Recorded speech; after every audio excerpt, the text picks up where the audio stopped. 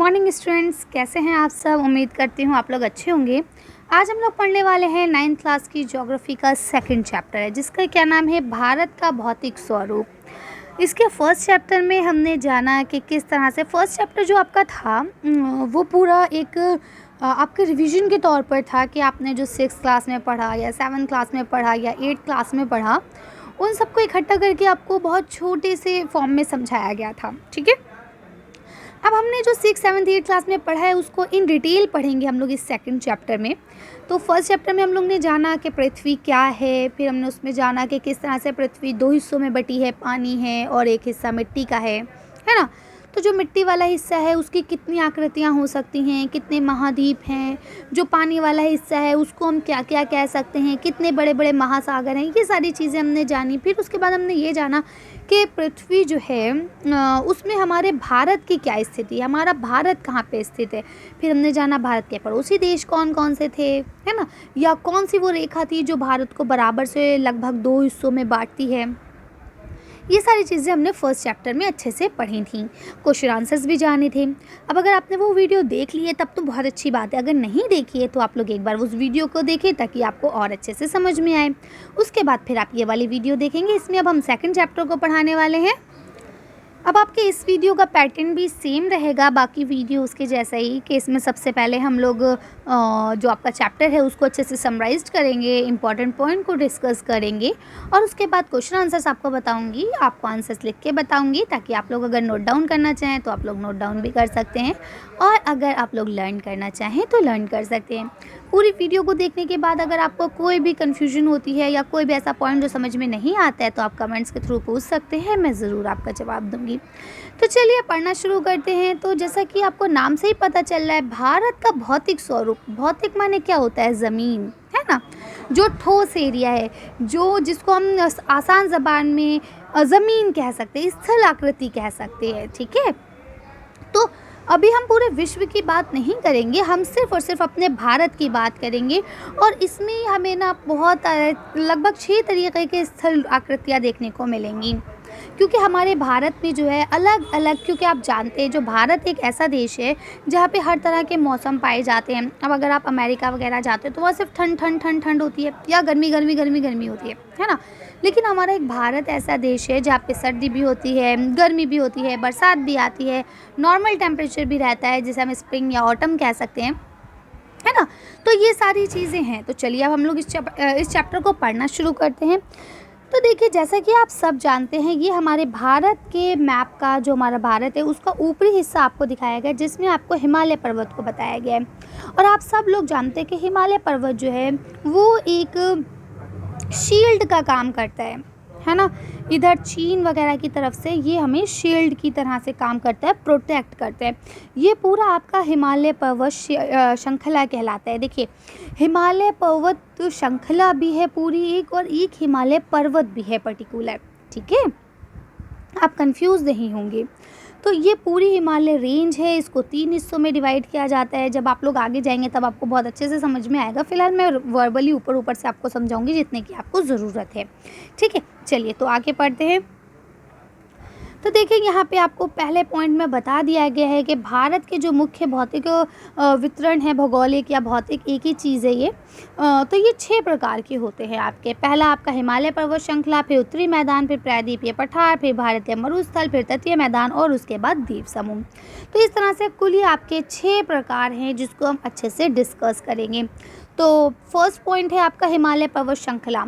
तो जैसा कि हमने यहाँ आपको मैप में दिखा दिया है कि ये पूरा हिस्सा, ये सारा, ये जो आपको दिख रहा है, ये सब हिमालय पर्वत श्रृंखला के अंतर्गत आता है। यहाँ पे पूरे हिमालय पर्वत है। इसके बाद यहाँ आपको बताया गया है कि हिमालय पर्वत श्रृंखला जो है उसकी जो चोटियाँ हैं, क्योंकि पूरा ये एक माउंटेन रेंज है, इसमें अलग अलग बहुत सारे पर्वत हैं। ठीक है, तो अगर हम बात करें तो आपसे अक्सर पूछ लिया जाता है कि ऊंचाई के लिहाज से सबसे ऊंची रेंज कौन सी है। तो सबसे ऊंची माउंट एवरेस्ट है, जो कि नेपाल में स्थित है। अब आप कंफ्यूज नहीं होंगे, इससे 2 क्वेश्चन बनते हैं। एक क्वेश्चन ये बनता है कि हिमालय की सबसे ऊंची पर्वत श्रृंखला जो कि आपकी भारत में स्थित है उसका नाम लिखे, तो उसका नाम आपको कंचनजुंगा लिखना है। ठीक है, और अगर वो ऑल ओवर पूछते हैं तो आपको बताना है कि वो माउंट एवरेस्ट है जो कि नेपाल में स्थित है। ठीक है। इसी तरह से बाकी भी आपको यहाँ दे दिए गए हैं, आप लोग देख लेंगे। ये देखिए यहाँ पे आपको सारे दे दिए गए हैं और ये सबकी ऊंचाई भी दे दी गई है। यहाँ पे बता भी दिया गया है कि कौन सी आपके शिखर जो है पर्वत की वो कहाँ पे स्थित है, कौन सी इंडिया में है और कौन सी नेपाल में है। ठीक है। अब अगर हम बात करें हिमालय की, तो देखिए हिमालय में आप जानते हैं कि जैसा जैसा आपका एरिया होता है वैसे आपके वहाँ पे जीव जंतु होते हैं, वैसे ही वहाँ पे आपके पेड़ पौधे होते हैं, वैसे ही वहाँ के लोगों का खाना पीना पहनना ओढ़ना होता है। ये सारी चीज़ें आप लोग अच्छे से जानते हैं। ठीक है। तो हम जब जब जो हिस्सों का जिक्र करेंगे उसी के साथ साथ हम ये सारी चीज़ों को भी नज़र में रखेंगे। नंबर 1 के वहाँ के लोग कैसा ड्रेसअप करते हैं, किस तरह के कपड़े पहनते हैं। नंबर 2 वहाँ पे आपको किस तरह के जानवर मिलते हैं। नंबर 3 वहाँ पे पेड़ पौधे कैसे होते हैं। नंबर 4 जो है वहाँ पे आपको खेती वगैरह किस टाइप से की जाती है। ठीक है ना। तो ये सारी चीज़ें हम वहाँ पे जानते चलेंगे और वहाँ की जलवायु कैसी रहती है तो ये भी हम जानेंगे। तो चलिए अब हम पहले पर्वत श्रृंखला की बात कर रहे हैं, तो इससे पहले हम लोग एक बार अपने मैप को देख लेते हैं। तो ये आप देख पा रहे होंगे जो ये वाला हिस्सा है ये सब आपका पर्वत श्रृंखला वाला हिस्सा आता है। ये सारा आपका उत्तरी मैदान का एरिया कहलाता है। ये देखिए ये भारतीय मरुस्थल कहलाता है। ये आपके पठार जो आपका पठारी इलाका है प्रायद्वीपीय पठार वो कहलाता है। उसके अलावा यहाँ पे ये आपका तटीय इलाका कहलाता है क्योंकि ये समंदर के किनारे है ना। और ये बाद में जो आपके ये सब होते हैं ये आपके डेल्टा वाले इलाके कहलाते हैं। महाद्वीपीय जो द्वीपीय इलाके होते हैं जो चारों तरफ से पानी से घिरे हुए हैं। ठीक है ना। चलिए तो अब हम लोग पढ़ते चलेंगे। जैसा कि हम लोग बात कर रहे थे हिमालय पर्वत की, तो आप सब जानते हैं क्योंकि ये पथरी बर्फ़ है, पहाड़ है, तो यहाँ के जानवर या पेड़ पौधे कैसे होंगे। अब यहाँ पे आपके जो एनिमल्स होंगे वो लंबे लंबे बालों वाले होंगे। क्यों? क्योंकि ये बर्फीला इलाका है, यहाँ ठंड होगी, है ना। तो यहाँ के एनिमल्स जो होंगे आपके वो लंबे लंबे बालों वाले होंगे ताकि वो जो सर्दी है उसे अपने आप को बचा सकें। इसके अलावा अगर हम यहाँ पे घरों की बात करें तो यहाँ पे घर भी इस आकार के होते हैं, आप लोग ने देखा होगा अक्सर। उसका रीज़न क्या है कि बर्फ़ जब गिरे तो वो स्लाइड होके नीचे गिर जाए। अगर हमारे जैसे प्लेन ऐसे करके छत होगी तो वो बर्फ़ यहाँ आके जमा होती रहेगी, जिसके बाद क्या होगा कि छत के ढह जाने का ख़तरा बढ़ जाएगा। ठीक है। और दूसरी चीज़ ये भी है कि जो आपका बर्फीला इलाका होता है, पहाड़ी क्षेत्र होता है, वहाँ पे ज़लज़ले वगैरह जो भूकंप जिन्हें हम कहते हैं, अर्थक्वेक वगैरह बहुत ज़्यादा आते हैं। इसलिए वहाँ पे हम क्या काम करते हैं, वहाँ पे लकड़ी के घर बनाते हैं और बहुत ज़्यादा हाइट वाले 2-4 फ्लोर के घर नहीं होते, वहाँ पे बस 1 फ्लोर का घर होता है बस। क्योंकि ज़लज़ले वगैरह आते रहते हैं तो इस वजह से वहाँ पे ज़्यादा ऊंची बिल्डिंग्स नहीं बनती हैं। ठीक है। वहाँ पे जो पेड़ पौधे होते हैं अगर हम उनकी बात करें तो वहाँ पे पेड़ पौधे भी इसी तरह से होते हैं, जैसे कि आप लोग ने क्रिसमस ट्री को देखा होगा। उसका रीज़न भी यही है कि वहाँ पे जो बर्फ़ गिरती है तो वो बर्फ़ उनको घिसावट कर देती है। फिर क्या होता है कि जनरेशन ही पूरी चेंज हो जाती है बाद में, है ना। मतलब ये है कि पहले हुआ करते होंगे वहाँ पे भी ऐसे गोल पौधे पेड़, लेकिन बर्फ़ की वजह से उनका घिसावट होगी। फिर क्या होता है कि जब पूरी तरह से जनरेशन में चेंज आ जाता है तो फिर हमें घिसावट और ये वाली बात को लाने की ज़रूरत नहीं है। फिर वहाँ कुदरती तौर पर ऑटोमेटिकली वहाँ पे इसी तरह के ये पौधे होने लगते हैं। तो फर्स्ट पॉइंट आपका कंप्लीट होता है। अब हम बात करते हैं सेकंड पॉइंट। ये आपका उत्तरी मैदान वाला एरिया है जिसके अंदर सिंधु, गंगा एवं ब्रह्मपुत्र की जो नदियां हैं ये और इनकी सहायक नदियां बहती हैं। सहायक नदी आप समझते हैं ना कि जैसे मेन नदी है उसके साथ कुछ नदियां ऐसे जुड़ती हैं, कटती हैं, फिर आके दोबारा से जुड़ जाती हैं, या वो कहीं और से उद्गम होकर आके उनमें जुड़ जाती है, जो अपने आप में अपने आकार में बहुत छोटी होती हैं और बड़ी नदी के साथ जाके मिलती हैं। ठीक है। उनको हम सहायक नदियाँ कहते हैं। अब क्योंकि आपको पता है ये मैदानी इलाका है, ठीक है, और नदी के किनारे का इलाका है, तो आप सब जानते हैं कि नदी के जो किनारे का इलाका होता है वो बहुत ज़्यादा उपजाऊ होता है। ठीक है। इसीलिए उपजाऊ होने के कारण यहाँ पे खेती अच्छी होती है और यहाँ पे मौसम भी सही रहता है, ना बहुत ज़्यादा सर्दी ना बहुत ज़्यादा गर्मी। तो इसलिए यहाँ पे जो आपकी जनसंख्या है वो भी बहुत ज़्यादा होती है क्योंकि उन्हें हर चीज़ की सहूलियत मिली रहती है। यहाँ की ज़िंदगी बहुत इजी होती है बनिस्बत पहाड़ी इलाकों के, क्योंकि पहाड़ चढ़ना फिर ऊपर जाना उतरना ये सारी चीज़ें जो हैं ये बहुत मुश्किल होती हैं और हर चीज़ वहाँ पे आसानी से अवेलेबल भी नहीं होती है। लेकिन अगर आप मैदानी इलाके की बात करें तो यहाँ पे कोई ज़्यादा मुश्किल नहीं है। यहाँ पे आपका प्लेन एरिया होता है, ईज़िली आप हर चीज़ देख सकते हैं, समझ सकते हैं, आना जाना कर सकते हैं, आपको हर चीज़ आसानी से अवेलेबल हो जाती है। ठीक है। तो यहाँ पे आबादी आपको ज़्यादा मिलती है क्योंकि यहाँ की ज़मीन बहुत ज़्यादा उपजाऊ होती है। तो और यहाँ की जो आपकी जलवायु है वो भी बहुत ज़्यादा अनुकूल है। अनुकूल माने आपके लिए अच्छी है, इंसानों के लिए अच्छी है। तो इस वजह से यहाँ पे आपको आबादी ज़्यादा मिलती है। एनिमल्स भी यहाँ पे हर टाइप के आपको मिल जाते हैं। और यहाँ के जो आपके पेड़ पौधे होते हैं वो आपके सदाबहार वन होते हैं, यानी कि उनके ऊपर कभी भी इस तरह से नहीं होता कि वो बिल्कुल सूख जाएँ या एकदम ही हरे भरे हो जाएँ। ठीक है, मौसम के हिसाब से थोड़ा-सा पतझड़ या फिर थोड़ी-सी ग्रीनरी उसमें चेंजेस आते हैं, वो हर किसी के साथ होता है। लेकिन एग्ज़ैक्टली ऐसा नहीं होता कि हमेशा सूखे पड़े रहें या हमेशा हरे रहें, ठीक है ना? तो अब आपको यहाँ पे इसे आप लोग डिटेल में पढ़ेंगे तो आपको और चीज़ें अच्छे से समझ में आएँगी। फ़िलहाल आपको मोटे तौर पे यही जानना होता है कि वहाँ की आबादी कैसी है, और आबादी का ज़्यादा होना या कम होना जो है वहाँ की जलवायु पर ही निर्भर करता है, जो कि मैंने अभी आपको बता दिया। ठीक है, अब अगर हम बात करें इसके बाद नेक्स्ट पॉइंट आपका प्रायद्वीपीय पठार वाला आता है। तो जो पठार होते हैं बेटा, वो जैसे पहाड़ है, पहाड़ ऊँचा होता है और वो नुकीला होता है, जबकि पठार जो है वो हाइट में कम होता है और इस तरह से कुछ चपटे-चपटे से होते हैं। ठीक है, जिसमें आपका मध्य उच्च भूमि या फिर दक्कन के पठार जो हैं ये शामिल है। ये थोड़ा-सा आपका बहुत ज़्यादा अच्छा एरिया नहीं होता है, कि आप ये भी नहीं कह सकते कि आपके उत्तरी मैदान जैसा बहुत ज़्यादा उपजाऊ और बहुत ज़्यादा अच्छा एरिया है। लेकिन आप बिल्कुल ये भी नहीं कह सकते पहाड़ी एरियो की तरह के बहुत मुश्किल लाइफ़ होगी यहाँ पे। ठीक है, तो यहाँ पे जो जनजाति वग़ैरह होती हैं वो सारी चीज़ें पाई जाती हैं। यहाँ पे बहुत ज़्यादा आपको डेवलप नहीं मिलेगा, लेकिन बिल्कुल बंजर भी नहीं मिलेगा। ठीक है? यहाँ के पेड़-पौधे ये सारी चीज़ें यहाँ पे आपको डिटेल में दे दी गई हैं, आप लोग पढ़ लेंगे। यहाँ पे कोई ऐसी प्रॉब्लम वाली बात नहीं होगी। अगर कुछ समझ में नहीं आता है तो आप लोग मुझे कमेंट्स करके पूछ सकते हैं। इसके बाद आपका नेक्स्ट पॉइंट आता है भारतीय मरुस्थल। मरुस्थल का मतलब क्या होता है? रेगिस्तान, है ना? तो अब आप रेगिस्तान के नाम से ही जान जाते हैं कि मैम वहाँ तो पानी नहीं होगा, मैम वहाँ तो बहुत ज़्यादा गर्मी होगी, है ना? मैम वहाँ तो मिट्टी होगी ही नहीं, मिट्टी की जगह पे रेत होगी, है ना? और जब रेत है तो क्या आपको पता है ये बात कि रेत में एक क्वालिटी ये होती है कि वो धूप में जितनी जल्दी गर्म होती है, वैसे ही धूप जाने के बाद उतनी ही ज़्यादा ठंडी हो जाती है। इसीलिए आप लोग ने देखा होगा कि जो रेगिस्तानी लोग होते हैं, जो रेगिस्तान में लोग रहते हैं, मरुस्थलीय एरियो में रहते हैं, वो अपने साथ एक शॉल कैरी करते हैं। शॉल समझते हैं, जो ऊपर चादर टाइप की लपेटे रहते हैं वो लोग। उसका रीज़न क्या है? गर्मी में भी वो शॉल उनको रेत से बचाती है। क्यों? क्योंकि रेत बहुत ज़्यादा गर्म हो जाती है। अगर वो उनके मुँह पे पड़ेगी तो आप ये समझ लीजिए उनका फेस तक जल सकता है, इतनी ज़्यादा गर्म हो जाती है। ठीक है? तो इसलिए वो हमेशा अपने साथ वो चादर, वो शॉल कैरी करते हैं। उसका रीज़न यही है कि दिन में वो जो शॉल है उनको गर्मी से बचाती है। जो आपकी बड़ी-बड़ी जो आपकी धूल है ना, रेत, उससे बचाती है।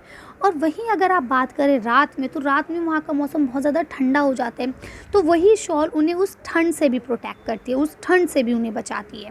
ठीक है? तो यहाँ की आबादी जो है वो मैदानी इलाकों के बनिस्बत उनके कंपैरिज़न बहुत कम होती है, बहुत ज़्यादा नहीं होती है। यहाँ का जो लिविंग स्टाइल है वो भी बहुत मुश्किल हो जाता है, क्योंकि भाई रेत में चलना कोई आसान काम तो है नहीं। एक बार पैर रखो, पैर अंदर घुस जाता है ना? मैंने एक्सपीरियंस तो नहीं किया, लेकिन मैं हाँ आपको एक जर्नल वे में बता रही हूँ, जैसा हम लोग मूवीज़ वगैरह में देखते हैं, है ना, या हम लोग पढ़ते हैं, उसके अकॉर्डिंग बता रही हूँ। बहरहाल, इसके अलावा यहाँ देखिए आपको कुछ बता दिया गया है। केवल यहाँ पे लूनी एक ही सबसे बड़ी नदी है, जो कि आपको बता दिया गया है। इसके अलावा आप जब यहाँ पे रेतीला इलाका है, पानी की बहुत कमी है, तो यहाँ पे कैसे लोग होंगे जल्दी से बताइए? लोग मतलब लोग तो जनरली हमारे जैसे ही होंगे, सॉरी, मतलब एनिमल्स कैसे होंगे? एनिमल्स आपके होंगे वहाँ पे कम पानी पीने वाले, रेंगने वाले, जो गर्मी को ज़्यादा से ज़्यादा बर्दाश्त कर सकें, है ना? अगर ऐसे एनिमल्स वहाँ हो जिन्हें सर्दी में रहना है, तो वो तो बेचारे मर जाएंगे, क्योंकि इतनी गर्मी होती है वहाँ पे, है ना?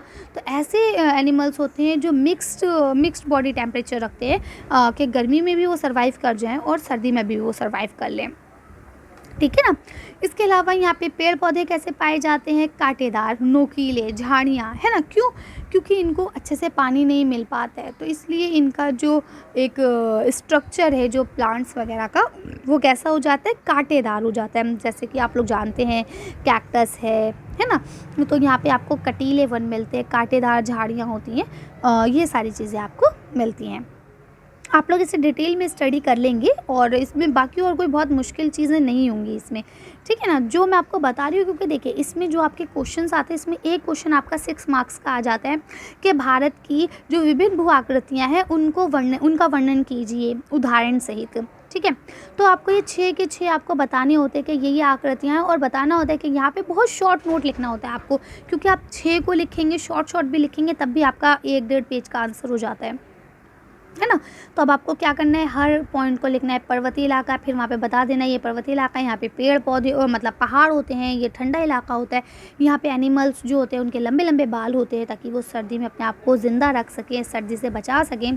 पेड़ पौधे जो होते हैं वो शंकु आकार के होते हैं, मकान की छतें भी शंकु आकार की ही बनाई जाती हैं, है ना। अब ऐसे ही आप मैदानी इलाकों में आएंगे तो आप बता देंगे कि मैदानी इलाका उपजाऊ होता है, यहाँ पे आबादी जनसंख्या ज़्यादा होती है, ठीक है। यहाँ की लिविंग स्टाइल बहुत ज़्यादा ईजी है अगर आप देखें उनके पहाड़ी इलाकों के मुकाबले, ठीक है। तो इस तरह से आप सारे 6 पॉइंट्स को एक्सप्लेन करेंगे, जिसमें 4 मैंने आपको बता दिए, अब 2 आपके बचे उनको भी एक्सप्लेन कर लेते हैं। तो अब इसमें आपका 5वें नंबर पे आता है तटीय मैदान। तटीय मैदान किसे कहा जाता है, जो आपका नीचे ये वी वाला एरिया बनता है ना, ये महाराष्ट्र और आपका केरल, तमिलनाडु, भुवनेश्वर, ये वाला जो एरिया आपका नीचे वी जो बनता है, ये जिसमें एक तरफ आपकी ज़मीन होती है और दूसरी तरफ आपका पानी होता है, इधर आपका पानी होता है, ठीक है। तो इनको हम लोग तटीय क्षेत्र कहते हैं, ठीक है। तो अब इसमें क्या होता है कि यहाँ पे तटीय क्षेत्र है तो यहाँ पे मौसम जो है वो काफ़ी अच्छा रहता है, अनुकूल रहता है, लेकिन एक कन्फ्यूजन जो है वो ये है कि यहाँ पे जो मतलब बहुत ज़्यादा गर्मी नहीं होती है और सर्दी भी नहीं होती है, यहाँ पे जनरली बारिश का मौसम बहुत ज़्यादा रहता है। आप लोगों ने देखा होगा बॉम्बे में हर इंसान अपने साथ अम्ब्रेला को कैरी करता है, यानी छाता लेके चलता है अपने साथ। क्योंकि उन्हें पता नहीं होता कि किस वक्त बारिश हो जाएगी, ठीक है ना। तो ये वाला एरिया जो है आपका अच्छा होता है, तो यहाँ पे पानी वगैरह काफ़ी मिल जाता है। तो यहाँ पे आप लोग जानते हैं कि नारियल वगैरह की खेती होती है, और क्योंकि यहाँ पे आपकी ना सर्दी होती है ना गर्मी, तो मिक्स टेम्परेचर रहता है, तो इन लोग भी नॉर्मल ड्रेसअप में रहते हैं, इन्हें कोई बहुत ज़्यादा स्वेटर की ज़रूरत नहीं होती है। अगर हम एनिमल्स की बात करें तो ये एनिमल्स भी आपको हर टाइप के मिल सकते हैं। उसका रीज़न ये है क्योंकि ये आपका तटीय क्षेत्र है। तटीय क्षेत्र होने की वजह से यहाँ पे नदी के किनारे आपको चिकनी मिट्टी वगैरह मिलेगी, तो वहाँ पे आपको उसी टाइप के एनिमल्स मिलेंगे। और अगर आप जंगलों की तरफ थोड़े से निकल जाएंगे तो वहाँ पे आपको उस टाइप के ही जानवर मिलेंगे। अब हम बात करते हैं द्वीप समूह की। अगर हम द्वीप समूह की बात करें तो ये आपका होता है द्वीपीय क्षेत्र, ठीक है, यानी कि जो चारों तरफ से पानी से घिरा हुआ होता है। तो यहाँ पे जो होते हैं, यहाँ पे आपके मैंग्रोव वन टाइप के होते हैं, जिसमें इनकी जड़ें जो हैं ऊपर ही दिखती है, क्योंकि डेल्टा वाला एरिया भी बन जाता है कभी कदार, है ना। तो ये सारी चीज़ें हैं यहाँ पे, इसके अंतर्गत आपका अंडमान निकोबार, ये सारी चीज़ें आती हैं। तो आप इसे पढ़ेंगे डिटेल में। इसमें ज़्यादा मतलब मेन जो आपको जानना होता है वो आपके ऊपर के 3-4 है, जिसमें आपका हिमालय पर्वत आता है, प्लेन एरिया आता है, या फिर आपका पठारी इलाका आता है, या फिर आपका रेगिस्तानी इलाका आता है। ये 4 जो हैं ये आपके बहुत ज़्यादा इंपॉर्टेंट है, इसको अलग अलग भी पूछ लिया जाता है, ठीक है। अब हम आगे चलते हैं तो देखिए इस तरह से ये आपका यहाँ पे सारी चीज़ें कंप्लीट होती हैं और ये चैप्टर आपका समाप्त होता है। इसी से रिलेटेड आपका आई थिंक चैप्टर नंबर 4 जो है वो भी इसी से रिलेटेड है। जैसे अब हमने यहाँ पे इसकी भू आकृति के बारे में जाना है, उसमें आप लोग भू आकृति के साथ साथ उसके बारे में भी जानेंगे कि वहाँ पे जो एनिमल्स होते हैं वो कैसे होते हैं, या वहाँ पे जो आपकी वनस्पतियाँ होती हैं वो कैसी होती हैं, ठीक है। तो जब हम उसे पढ़ेंगे तो आपको और अच्छे से समझ में आएगा। फिलहाल ये चैप्टर आपका कंप्लीट होता है। अब आपके अभ्यास प्रश्न में कुछ आपके टिक मार्क हैं, कुछ आपके क्वेश्चन हैं जिनको आपको शॉर्ट में नोट्स आंसर देने हैं। इसके अलावा कुछ आपके अंतर स्पष्ट करने वाले हैं, डिफ्रेंशिएट करने वाले हैं। इसके बाद आपके कुछ लॉन्ग क्वेश्चन हैं, तो आप ये सारे करेंगे। और इसके बाद यहाँ पे आपके कुछ नोट टाइप के संक्षिप्त टिप्पणी लिखने वाले कुछ आंसर्स हैं, उनको करेंगे। और ये मानचित्र का कार्य जो है ये आप लोग अपने आप से करेंगे, क्योंकि अभी हमने आपको बता दिया है कि कहाँ पे क्या है। और वैसे ये आपका प्रैक्टिकल वर्क होता है, ये आपको टीचर ही अच्छे से करा पाएंगी, क्योंकि मोबाइल में अब आपको पूरा एरिया नहीं दिख सकता ना। यहाँ पे मैं पूरा मैप को आपके लिए अच्छे से नहीं समझा पाऊँगी इस वक्त। जब तक हम फिज़िकली एक दूसरे के सामने नहीं होंगे, है ना, तब तक नहीं समझा सकते। ऐसे ऑनलाइन क्लासेस में मानचित्र का जो काम होता है, मैप वर्क जो होता है, वो पॉसिबल नहीं होता है। इसलिए मैं आपको जो रिटन वर्क है वो सारा कंप्लीट करा दूँगी। मैप वर्क के लिए फिर कभी हम अलग से वीडियो बनाएंगे, उसमें हम आपको मैप वर्क समझाएंगे, हर तरह का मैप वर्क, ठीक है। इसके बाद ये आपको एक्टिविटीज़ जो होती हैं ये आपको खुद से करनी होती हैं। तो आप लोग करेंगे अगर आपके टीचर्स कहते हैं, अदरवाइज़ इसे अवॉइड करेंगे। चलिए तो हम लोग क्वेश्चन आंसर्स को पढ़ के वीडियो को फिनिश करते हैं। वैसे भी वीडियो बहुत लेंथी हो गई है, लेकिन मैं उम्मीद करती हूँ आप लोगों को सब चीज़ें समझ में आ गई होंगी। अगर कुछ भी समझ में नहीं आया है तो बेटा आप लोगों को शर्म करने की कोई ज़रूरत नहीं है। आप लोग मुझे फ़ौरन कमेंट्स करेंगे कि मैम ये चीज़ नहीं समझ में आई है। मैं पूरी कोशिश करूँगी कि दोबारा से आपको वो चीज़ समझाई जा सके। चलिए तो अब हम लोग क्वेश्चन आंसर्स को देखते हैं। तो देखिए अब यहाँ आपको पहला क्वेश्चन दिया गया है, निम्नलिखित विकल्पों में से सही उत्तर चुनिए। तो पहला क्वेश्चन है आपका, एक स्थलीय भाग जो 3 ओर से समंदर से घिरा हो उसको क्या कहते हैं। तो जो 3 ओर से घिरा हुआ होता है उसको क्या कहा जाता है। चलिए इसका आंसर हम लोग देख लेते हैं। तो इसको कहा जाता है ग, यानी कि आपका हो जाएगा इसमें द्वीप, ठीक है। यानी स्थलीय भाग जो 3 ओर से पानी से घिरा हुआ हो उसको हम लोग द्वीप कहते हैं। अगला क्वेश्चन यहाँ आपको दिया गया है, भारत के पूर्वी भाग में म्यांमार की सीमा का निर्धारण करने वाले पर्वतों का संयुक्त नाम है। यानी कि जो आपको पता है हिमालय, जो हमारा हिंदुस्तान भारत का नक्शा बनाते हैं, मेरा ड्राइंग बहुत ख़राब है बच्चा पार्टी, लेकिन फिर भी थोड़ी सी कोशिश करती हूँ। तो म्यांमार जो है वो इस जगह पे मौजूद है, ठीक है। तो अब इन दोनों के बीच में एक पर्वत श्रृंखला है, एक पर्वत माला है पूरी, वो इसको निर्धारण करती है इन दोनों के बीच में, ठीक है। तो अब आपको बताना है कि वो कौन सी है। तो हम इसका आंसर देख लेते हैं। इसका आंसर भी गा है, तो इसका आंसर हो जाएगा आपका उत्तराखंड, ठीक है। अगला क्वेश्चन है, गोवा के दक्षिण में स्थित पश्चिमी तटीय पट्टी जो है वो क्या कहलाती है। तो इसका आंसर भी गाई था, कोकोण कहलाती है। उसके बाद लिखा है, पूर्वी घाट का सर्वोच्च शिखर कौन सा है। यानी पूर्वी घाट में जो सबसे ऊंची चोटी है वो कौन सी है। तो इसका भी आंसर कंचनजंगा है, ठीक है। तो 3 सारे आंसर जो है आपके इस बार गा ग ग ग है, ठीक। चलिए तो अब हम लोग आगे के पढ़ लेते हैं जल्दी से। अब देखिए यहाँ आपको अगला क्वेश्चन दिया गया है, निम्नलिखित प्रश्नों के संक्षेप में उत्तर दीजिए। तो अब आपको बहुत लॉन्ग नहीं लिखने हैं और बहुत ज़्यादा शॉर्ट भी नहीं लिखने हैं, बस इतना लिखना है कि आपका आंसर पूरा हो जाए, ठीक है। चलिए तो कर लेते हैं फटाफट। तो यहाँ लिखा है, भूगर्भीय प्लेटें क्या हैं। तो भूगर्भीय प्लेटें किन्हें कहा जाता है। तो देखिए यहाँ लिखा है, भूगर्भीय प्लेटें पृथ्वी की ठोस परत के नीचे मौजूद पारंपरिक धाराएं इसकी प्रॉपर्टी या स्थल मंडल को कई बड़े भागों में बांटती हैं। इन भागों को क्या कहा जाता है, टेक्टोनिक या स्थल मंडल प्लेट कहा जाता है। जैसा कि आप सब जानते हैं कि हिमालय का जो निर्माण है वो भी 2 प्लेटों के आपस में टकराने से हुआ था, ठीक है। इसको डिटेल स्टडी आप बड़ी क्लास में जाएंगे तब करेंगे, फिलहाल इतना ही जान लें। अगला क्वेश्चन लिखा है, आज के कौन से महाद्वीप गोंडवाना लैंड के भाग थे। यानी अब आज ऐसे कौन से महाद्वीप हैं जो अब गोंडवाना लैंड का हिस्सा नहीं है, लेकिन पुराने ज़माने में या किसी ज़माने में हुआ करते थे।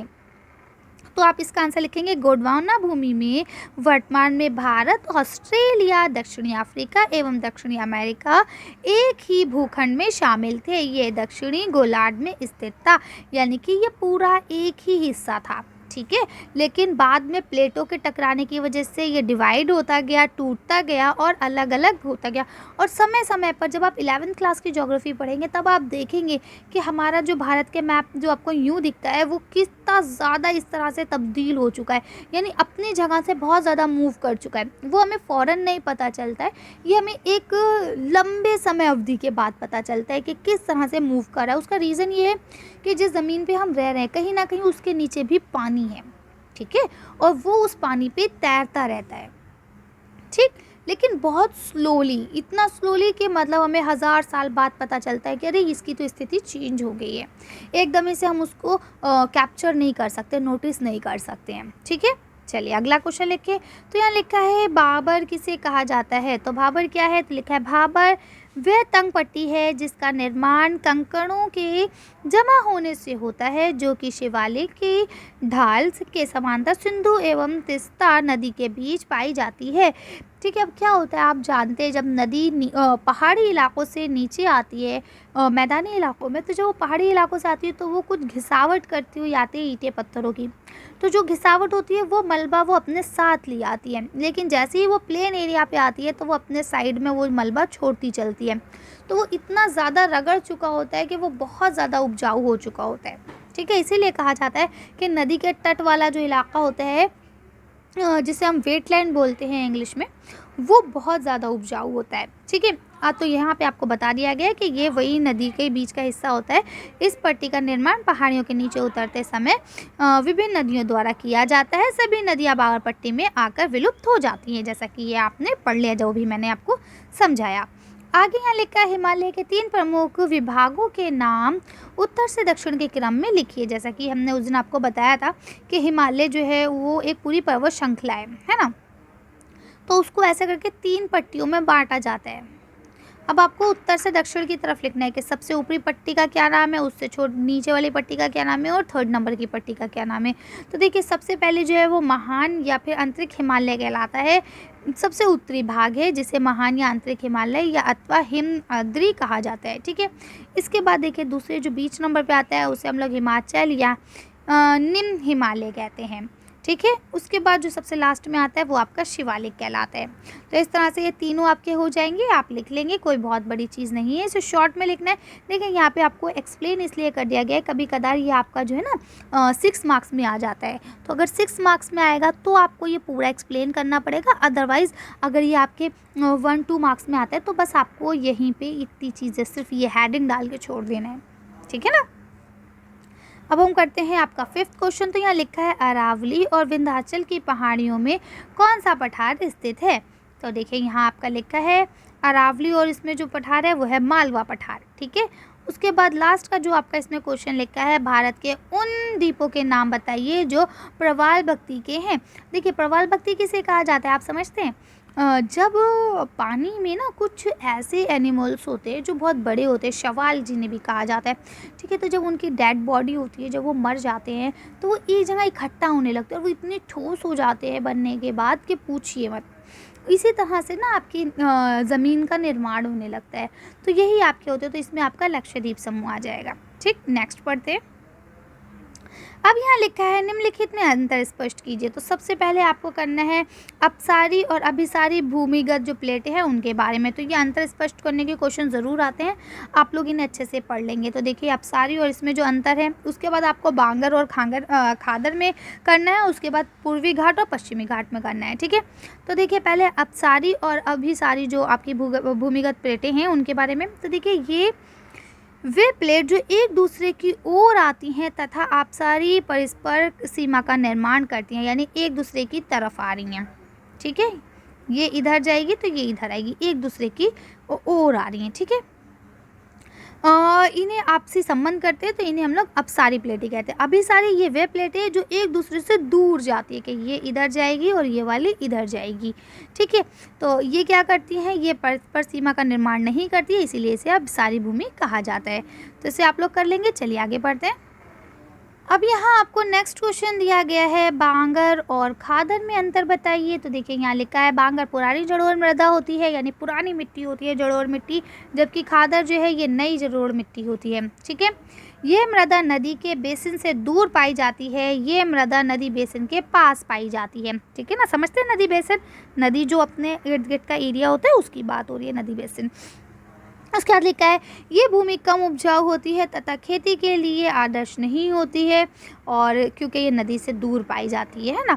उसके बाद ये नदी बेसिन के पास पाई जाती है, इसलिए ये जो है बहुत ज़्यादा उर्वरक होती है, बहुत ज़्यादा उपजाऊ होती है और कृषि के लिए बहुत अच्छी मानी जाती है।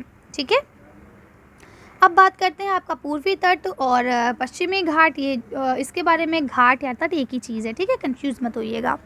अब देखिए लिखा है पूर्वी घाट प्रायद्वीपीय भारत की पूर्वी भुजा का निर्माण करता है, जबकि ये पश्चिमी भुजा का निर्माण करता है, ठीक है। इस घाट की ढालों पर वर्षा कम होती है, जबकि इस ढाल जो है इसमें इसकी अपेक्षा वर्षा ज़्यादा होती है, ठीक है। वैसे अगर देखा जाए पश्चिमी ढालों पर पूर्वी घटना की अपेक्षा वर्षा कम होती है, इसमें कम होती है, इसमें उससे भी कम होती है, ठीक है।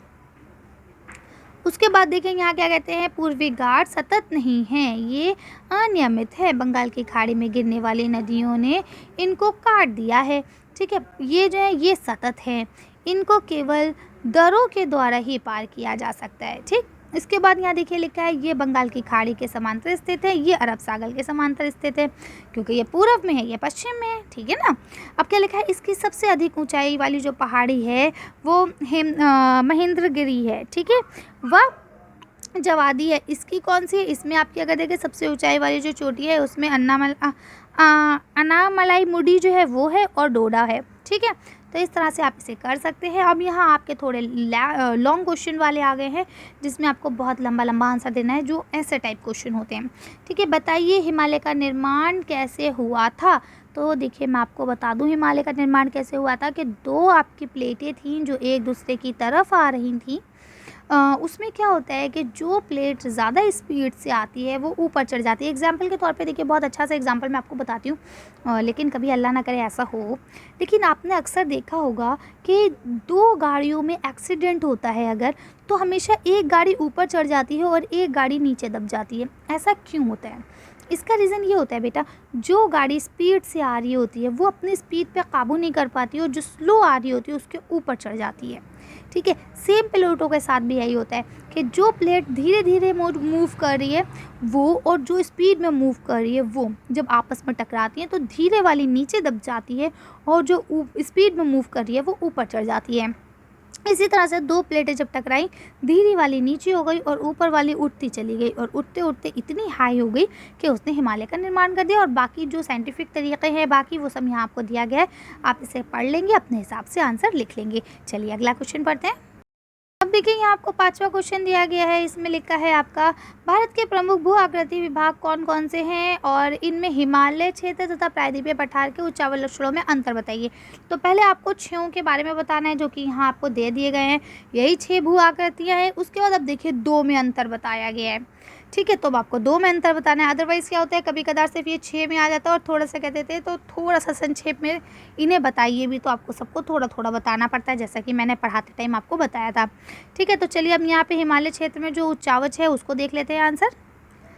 अब आप देख सकते हैं यहाँ पे बहुत सारे इनके बीच के डिफरेंस दिए गए हैं। विश्व के सर्वाधिक ऊंचे पर्वतों व गहरी घाटियाँ मिलकर बनती हैं, जबकि यहाँ पे चौड़ी और छिछली घाटियाँ होती हैं जो गोल आकार की पहाड़ियाँ होती हैं। जैसा भी हमने आपको बताया था कि पर्वत हमेशा जो है नोकदार होते हैं, जबकि प्रायद्वीपीय पठार नोकदार नहीं होते हैं, वो ऊपर से हल्के से चपटे होते हैं, ठीक है। तो इनके बीच में ही आपके बहुत सारे डिफरेंस यहाँ आपको दिए गए हैं कि ये इंडो ऑस्ट्रेलिया प्लेट से बनी है ना, या इसके अलावा ये विश्व की सर्वाधिक ऊंची पर्वतमालाएं हैं इसके अंदर, इसमें ऐसा नहीं है, ठीक है। इसके अंदर से आपकी नदियाँ निकलती हैं, सिंधु, गंगा, ब्रह्मपुत्र, जबकि यहाँ से नर्मदा और तापी जैसी कुछ प्रायद्वीपीय नदियाँ निकलती हैं, है ना। नदियाँ भी अलग अलग होती हैं, याद रखिएगा, हिमालय नदियाँ अलग होती हैं और प्रायद्वीपीय नदियाँ अलग होती हैं, ठीक है। तो अब आपकी नर्मदा, तापी ये सब आपकी प्रायद्वीपीय नदियाँ हैं।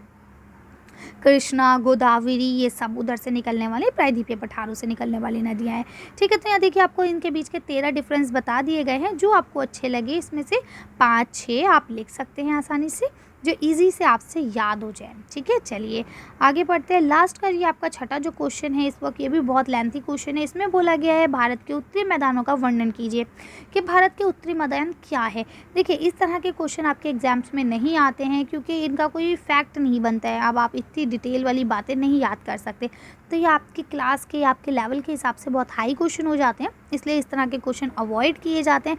लेकिन अगर मान लीजिए क्वेश्चन आ जाता है तब आप कहेंगे कि मैम ने तो कहा था नहीं आता है, कैसे आ गया। तो इसलिए मैं आपको कह रही हूँ कोई भी चीज़ छोड़नी नहीं होती है हमें, है ना, हमें उसे लेके चलना होता है कि अगर कभी बाई दफ़े आ भी जाए तो हम ब्लैंक ना हो उस चीज़ के लिए, ठीक है। तो हमें इतना पढ़ लेना चाहिए कि हम कभी भी ब्लैंक ना हो, इनफैक्ट कुछ तो लिख के आया उससे रिलेटेड।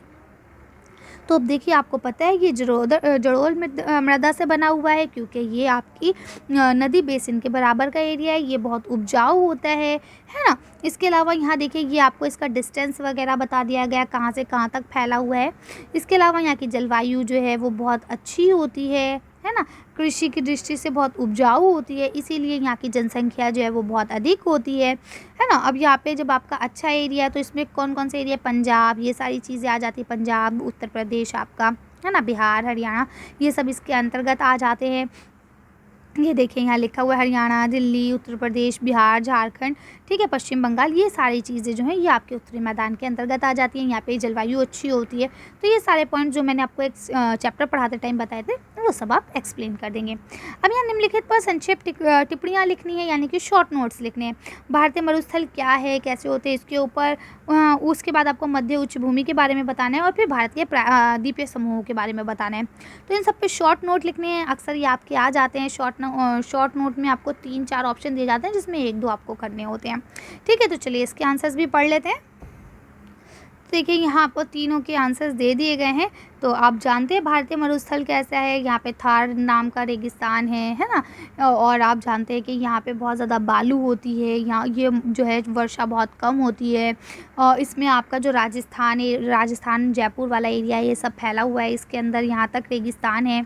ठीक है, यहाँ पे लूनी नाम की एक बहुत बड़ी सी नदी है, जो सिर्फ एकमात्र नदी है। इसके अलावा वहाँ पे और कोई नदियाँ नहीं हैं, क्योंकि पानी कम है, वनस्पति इसलिए बहुत ख़राब होती है। जलवायु शुष्क है, यानी गर्म है ना। और यहाँ पे ऊँट जो है सबसे ज़्यादा महत्वपूर्ण जानवर है। तो ये सारी चीज़ें आप लिख सकते हैं, इसमें कोई बहुत बड़ी चीज़ नहीं है। नेक्स्ट आपका मध्य उच्च भूमि है, तो ये प्रायद्वीपीय पठार वाला एरिया हो गया आपका। तो आप बता सकते हैं कि यहाँ पे नर्मदा नदी, ये सारी चीज़ें हैं, है ना। मालवा के पठार हैं यहाँ पे। और यहाँ की जलवायु भी अच्छी होती है। यहाँ पे बहुत सारी नदियाँ जो हैं निकलती हैं, छोटी छोटी नदियाँ, बहुत बड़ी नहीं होती। हिमालय से निकलने वाली जो नदियाँ होती हैं वो बड़ी होती हैं, जबकि इससे निकलने वाली नदियाँ जो हैं उसके बनिस्बत काफ़ी छोटी होती हैं। ठीक है, तो ये सारी चीज़ें आप आसानी से लिख सकते हैं। अब भारत के द्वीपीय समूह के बारे में भी आप बता सकते हैं। भारत के 2 द्वीपीय समूह हैं, जिसमें आपको कह सकते हैं आपके अंडमान निकोबार और लक्षद्वीप, है ना। इसके बाद आप यहाँ पे बता सकते हैं, इसके अलावा भी कुछ है मालदीव वगैरह। ठीक है, इसके अलावा देखिए यहाँ आपको सब कुछ दिया गया है कि अरब सागर में भी स्थित है कुछ, है ना, और कुछ बंगाल की खाड़ी में स्थित है। तो इन सबको आप लिखेंगे। यहाँ पे अलग अलग तरह की जलवायु होती है, किस तरह के जीव और जंतु पाए जाते हैं, ये सारी चीज़ें आप लिख लेंगे। चलिए फिलहाल आज की वीडियो को हम यहीं खत्म करते हैं। आज की वीडियो में बस इतना ही। अगर आपको हमारी वीडियो पसंद आई हो तो प्लीज़ इसे लाइक और शेयर करें। अगर अभी तक आपने हमारे चैनल को सब्सक्राइब नहीं किया तो प्लीज़ मेरे चैनल को सब्सक्राइब करें। Thank you for watching.